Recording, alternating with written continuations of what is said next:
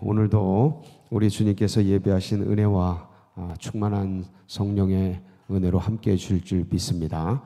우리 그런 기대를 가지고 오늘 마태복음 3장 말씀 또 나누도록 하겠습니다. 예수님께서 이 땅에 성령으로 잉태돼 오신 이유가 뭘까요? 성령으로 잉태돼 오신 이유, 처녀의 몸으로 출산하신 이유, 여자의 후손으로 오신 이유, 다 같은 뜻이죠? 뭘까요? 죄 없이 이 땅에 오셔서 인간의 죄를 받으시려고, 이게 하나님의 지혜죠. 창세로부터 하나님의 지혜인데, 그런데 이제 오늘 말씀을 보면 죄 없으신 주님께서 뭘 받으시는 장면이에요? 세례를 받는 장면입니다. 근데 이게 어떤 면에서는 우리가 그냥 말씀에 기록되어 있으니까 자연스럽게 읽고 지나가는데, 한번 생각을 잠시 해보면 이게 좀 의아스러운 장면입니다. 세례 요한의 말이 맞죠? 내가 당신께 세례를 받아야 되는데 어떻게 당신이 저에게 세례를 받습니까? 이 말, 이게 맞는 말씀이죠. 근데 주님께서 세례를 받지 않습니까? 이제 물 세례를 받으시는데, 이게 왜 이렇게 물 세례를 받으셨을까? 물 세례라는 것이 죄 사함을 받게 하는 세례입니다. 회개의 세례입니다. 뭐가 있는 사람들이 받는 거예요? 이게 논리적으로, 상식적으로 죄 있는 사람이 세례를 받는 거죠. 세례 요한이 예수님께 세례를 받아야 자연스러운 거죠. 맞는 거죠. 근데 예수님께서 이제 세례를 받으십니다. 이게 무슨 깊은 뜻이 있겠죠. 주님께서 그냥 하실 일은 없지 않습니까? 그렇죠? 그래서 오늘은 이 세례 속에, 예수님이 받으신 세례 속에 담긴 영적인 의미들을 이제 우리가 또 찾아보고, 왜 그러셨을까? 의문이 풀리면 우리 영이 시원해지지 않습니까? 그러면서 이 세례 안에 있는, 주님이 받으신 세례 안에 우리에게 주시려고 하는 영적인 메시지들이 있습니다. 그래서 그것을 같이 누리고 또 복이 되고 힘을 얻는 복된 시간 되시길 축복합니다. 세례 요한이 베푼 세례는 요한복음 3장 6절, 우리가 지난주에 같이 봤는데 3장 6절에 보면 이렇게 표현되어 있습니다. 6절하고 11절인데 한번 볼까요? 3장 6절. 제가 3장 6절로 죄송합니다. 마태복음. 민망해요. 죄송해요. 마태복음 제가 3장 6절 앞에 있으니까 제가 읽어 드릴게요. 자기들의 죄를 자복하고 요단강에서 그에게 세례를 받더니, 자기들의 뭘 자복하고요? 죄를 자복하고. 그래서 11절에 보면 나는 너희로 회개하기 위하여 물로 세례를 베풀거니와 내 뒤에 오시는 이는 나보다 능력이 많으시니 나는 그의 신을 들기도 감당하지 못하겠노라.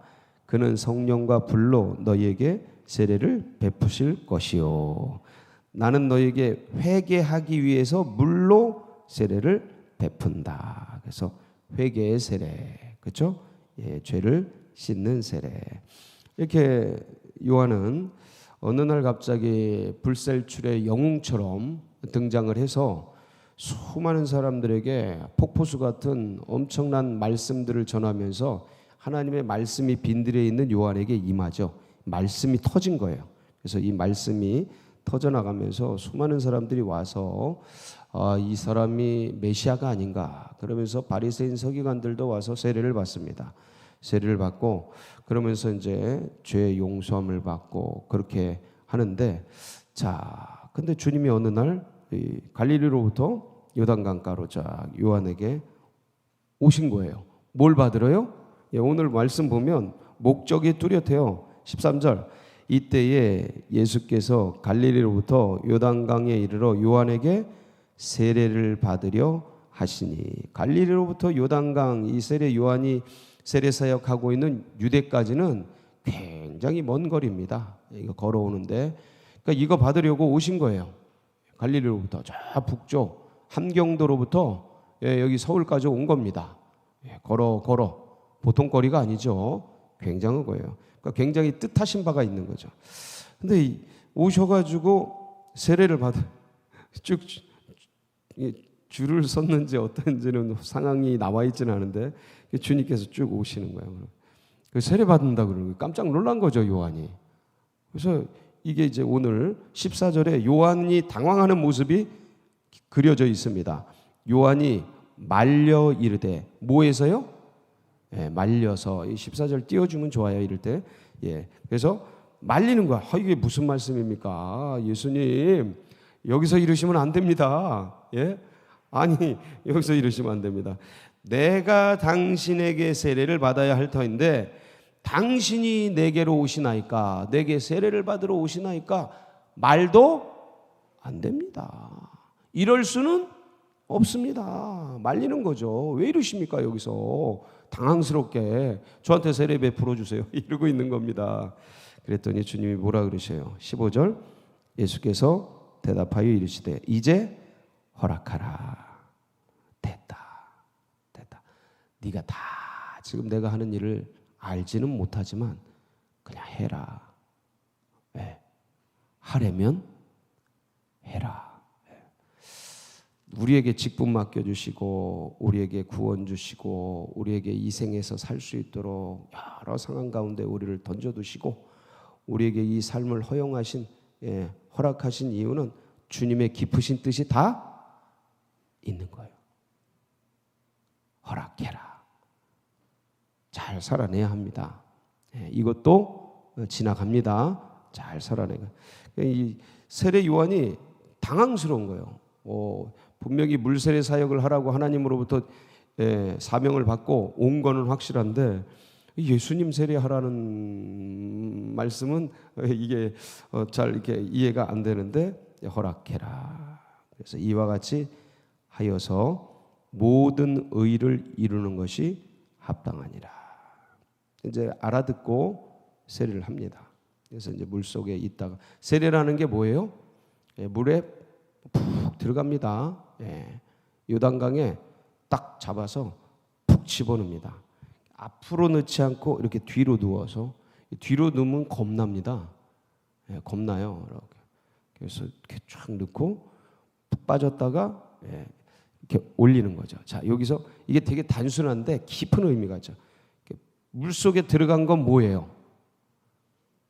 옛날에 나는 죽고 이 소리죠. 자, 일어납니다. 뭐예요? 새로운 나는 살고, 그렇죠? 자, 그럼 물 속에 있는 건 뭐예요? 죽음, 쇳덩어리, 죽음, 그렇죠? 근데 그 죽음에서 뭐 하는 거예요? 살아나는 거죠. 살아나는 게 뭐예요? 부활이죠. 세례 속에 부활이 있다니까요. 의미가 있어요. 우리는 그냥 그동안 어떤 면에서 그냥 받았단 말이죠. 받았고 왔는데 이제 이 부활의 신앙 면에서 곱씹어 보면 모든 면에 그런 게 다 들어가 있는 거예요. 하나하나에. 영접하는 순간 죽은 영이 살아나고 영접에도 들어가 있지. 세례 속에서도 죽은 자아가 죽음 속에서, 물이 죽음이잖아요. 여기서는 물은 두 가지예요. 항상 하나는 이 성령이라는 의미도 있고 또 하나는 이 고난, 죽음 이런 게 있어요. 항상 이 두 가지 면인데 죽음 속에서 뭐 하는 거예요? 살아나는 거예요. 부활의 의미가 있다. 그래서 그러니까 자 보세요. 오늘 말씀 속에서 16절에 보면, 자 16절 한번 볼까요? 예수께서 세례를 받으시고 곧 물에서 올라오실세. 자, 물에서 올라오는데 뭐가 열려요? 하늘이 열리는 거예요. 이거 잘 생각. 자, 살아날 때 뭐가 열려요? 하늘이 열리는 거예요. 이건 세례식이라 어떤 예표인데 이게 뭐가 이게 죽음에서 살아날 때, 영접할 때, 이 영이 부활할 때 이 소리예요. 영이 살아날 때 하늘이 열리고, 그리고 뭐라 그래? 하나님의 성령이 쫙 비둘기같이 내려서 예수님 위에 임하심을 보시더니 하늘로부터 뭐가 있어요? 소리가 있어 말씀하시되 이는 내 사랑하는 아들이요 내 기뻐하는 자라 하시니라. 그러니까 성자께서 물에서 올라오실 때 촥 걸어 나오는데 성령이 비둘기같이 촥 임하고 성부께서 이는 내 사랑하는 아들이요 내 기뻐하는 자라. 성부, 성자, 성령이 나타나신 장면이죠. 동시에. 예, 그래서 제가 이거를 전에 뭐라 그랬어요? 대관식을 한다. 예, 우주의 왕으로 등극하는 대관식을 한다라는 표현을 썼습니다. 이건 신학자들이 한 표현인데 굉장히 멋있는 표현이라 그걸 전에 이거 해석을 할 때 같이 나눈 적이 있습니다. 자, 그렇다면 왜 주님은 세례를 받으셨습니까? 모든 의를 이루는 게 무슨 뜻입니까? 같은 말이에요. 모든 의를 이루기에 합당하니라 이렇게 말씀하고 있는데 세례를 받으신 의미가 그것이요. 왜 세례를 받으실까? 첫 번째는 죄인들과 동일시 되기 위해서. 이게 되게 단순한 것 같아도 굉장히 큰 의미가 있습니다. 왜 성육신 하셨습니까? 죄인들과 동일시 되기 위해서. 너희 안에 이 마음을 품으라 곧 그리스도 예수의 마음이니 그는 근본 하나님과 본체가 되시나 자기를 비워 종의 형체를 입으사 사람들과 같이 되시고 뭐와 같이 되시고 사람들과 동일시 되기 위해서. 자기를 비워 종의 형체를 입으사 사람들과 같이 되시고 사람의 모양으로 나타나서 죽기까지 복종하셨으니 곧 십자가에 죽으심이라. 이러면서 그러니까 이 성육신도 그렇고요. 탄생, 잉태, 성령으로 잉태된 것만 성령으로 잉태됐지 잉태, 출산, 난지 8일 만에 할례 따라오시면서 계속 생각을 하셔야 돼요. 이거 다 했잖아요. 우리 마태복음 성경 공부하듯이 새벽마다 지금 하고 있잖아요. 그러니까 난지 8일 만에 할례 받고 40일에 정결 예식하고 이거 전부 사람들이 하는 겁니다. 그 다음에 절기 따라서 절기 지키고 12살 때 올라온 모습이 그려져 있죠.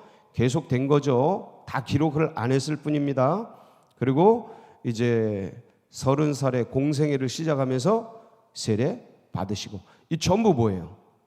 그리고 나중에 죽으시고 보세요. 탄생부터 죽으심까지 참된 인간의 모습을 그대로 보이신 거예요. 자, 그런데 이 죄인들과 인간들과 동일시 하시기 위해서 이렇게 세례 받으신 겁니다. 근데 그것뿐이겠습니까? 뜻이 그렇지 않죠. 이 예수님께서는 공생애의 출발 신호로 이 세례를 받으신 거예요. 세례를 받으시고 그 다음에 어디로 가셔요? 광야로 가십니다. 40일 금식 하시면서 이제 다음 주에 뭐 내일부터 이제 보겠네요. 내일부터 이제 같이 나누게 될 텐데 이제 시험을 받으시죠. 그러니까 세례 받으시고 시험 받으시는 거예요. 그래서 이제 공생애의 출발로 이제 세례를 받으시게 된다. 근데 여기서 보면 주님께서 우리가 이와 같이 하여 모든 의를 이루는 것이 합당하니라 이러는데 모든 의가 뭡니까? 의를 이루기 위해 합당하다. 허락해라 이제. 그게 의를 이루는데 맞다. 의가 뭡니까? 의는 하나님 앞에 올바름입니다. 정확하게. 그러니까 영적인 올바름인데 근데 이제 여러 가지로 표현하면 창조 질서에 맞는 이 소리예요. 창조 질서에 맞는. 그거는 다른 말로 창조주의 뜻에 적합한 이런 뜻이에요. 그래서 하나님의 의를 이루는 것은 하나님 앞에 올바르고 창조 질서에 맞으면서 창조주의 뜻을 실행하는 거예요. 그래서 하나님이 받으실 수 있는 조건이나 환경의 상태가 되는 거예요. 하나님이 받으심직한 조건이나 상태. 우리는 불의하기 때문에 그냥 하나님이 받질 못하셔요. 그래서 하나님께 나아가질 못해요. 왜? 죄 때문에. 근데 이 죄를 씻고 하나님께 나아갈 수 있죠. 그거 이루기 위해서. 그 의를 이루기 위해서 주님이 세례를 받으시는 거예요. 뭐 하기 위해서? 죄덩어리를 다 품기 위해서. 그렇게 이제 시작이 되는데, 이제 세례부터 시작이 되는 거예요. 그래서 예수님의 세례를 받으시면서 공생애가 시작되고, 마지막, 이게 제가 전에 그때 이거 이제 해석을 할 때, 예수님이 세례 받으신 의미를 해석을 할 때, 알파 속에, 세례 속에 마지막 오메가까지 다 들어가 있다, 이렇게 설명한 게 기억이 나실 겁니다. 처음인데 이 처음 세례 받는 거에 마지막까지 다 들어가 있다. 그래서 처음 물세례를 받으시는데 여기에는 무슨 뜻이 들어가 있냐면, 물세례를 받으심으로 말미암아 마지막 무슨 세례?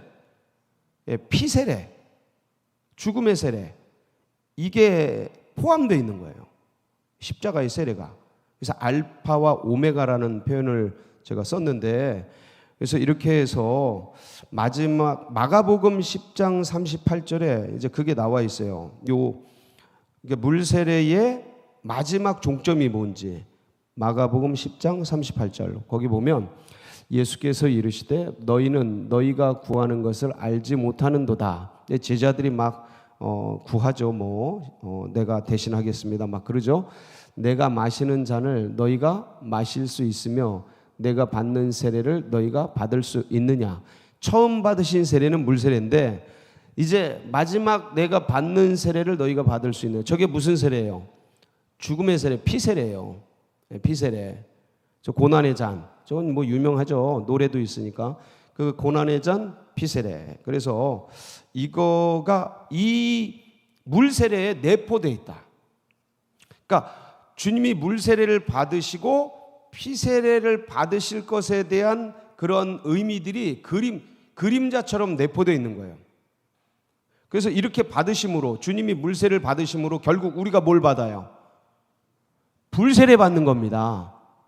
다시 한번, 주님이 물세례 받은, 이게 전부 주님이 실제적으로 받으셨는데 이건 하나의 사인이에요. 사인, 이루어질 사인. 주님이 물세례를 받음으로 우리가 뭘 받는다고요?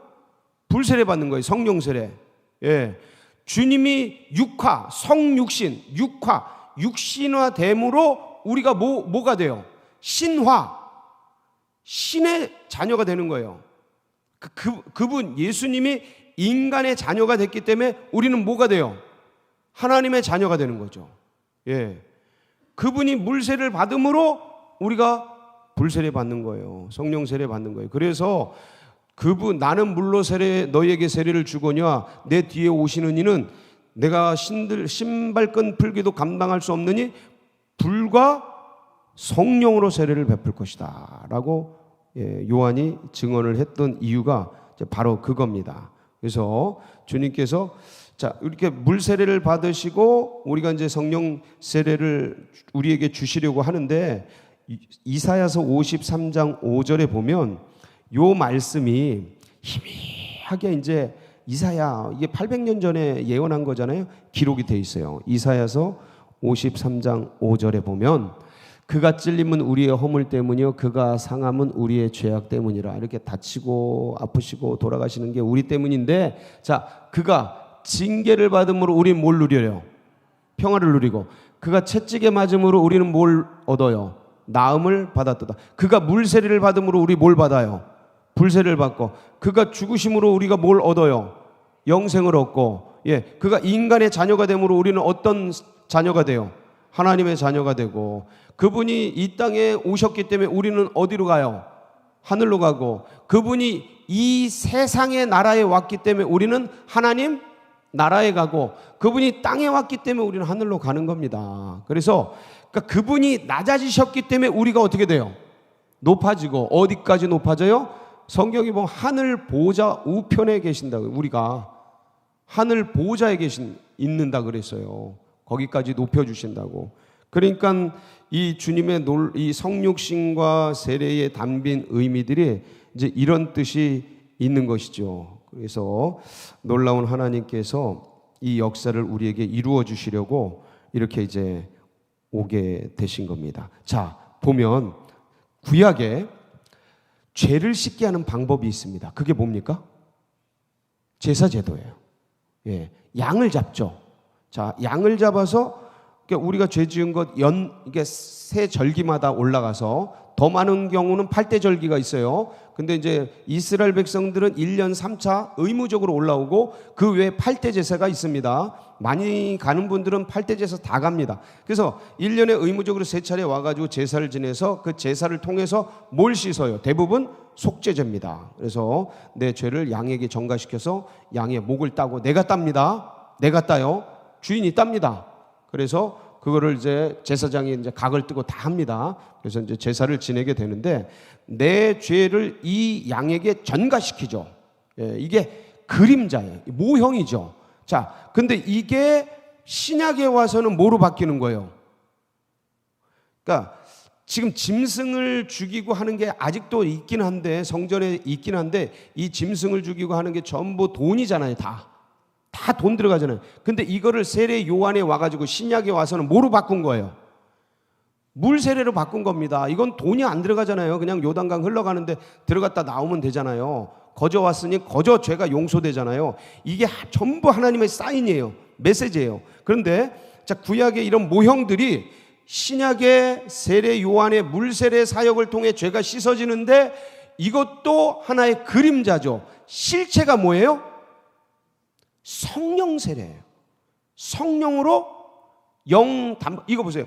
짐승 제사를 통해 죄를 씻는데 이거는 평생토록 계속하는 거예요. 절기마다 계속돼요. 자, 물로 세례를 주어서 죄를 씻는데 이거는 계속 어떻게 해야 돼요? 계속 반복돼야 돼요. 자, 성령으로 죄를 씻는데, 성령으로 세례를 베푸는데 이거는 단번의 제사예요. 아멘이십니까? 이게 이 실체예요. 주님께서 베풀어 주시려는 그냥 죄를 단번에 씻는 거예요. 정결 예식, 제사 제도, 그다음에 물 세례, 이게 전부 뭘 향해 있는 거냐? 예수께서 베풀어 주실 성령의 세례, 불 세례를 향해 있는 것이다. 그래서 그것을 우리에게 베풀어 주신 거예요. 누가복음 3장 3절에 보면 이렇게 되어 있습니다. 요한의 물 세례가, 한번 보겠습니다. 요한이 요단강 부근 각처에 와서 죄 사함을 받게 하는 회개의 세례를 이렇게 물 세례를 통해서 죄 사함을 하게 하는 거예요. 근데 저건 계속 해야 되잖아요. 계속 죄를 질 때마다 계속 해야 되잖아요. 예, 저 때는 그랬습니다. 저 짐승 제사처럼 계속 해야 돼요. 그런데 성령 세례는 단번에 씻어서 새롭게 하는 놀라운 하나님의 은혜가 베풀어졌던 것입니다.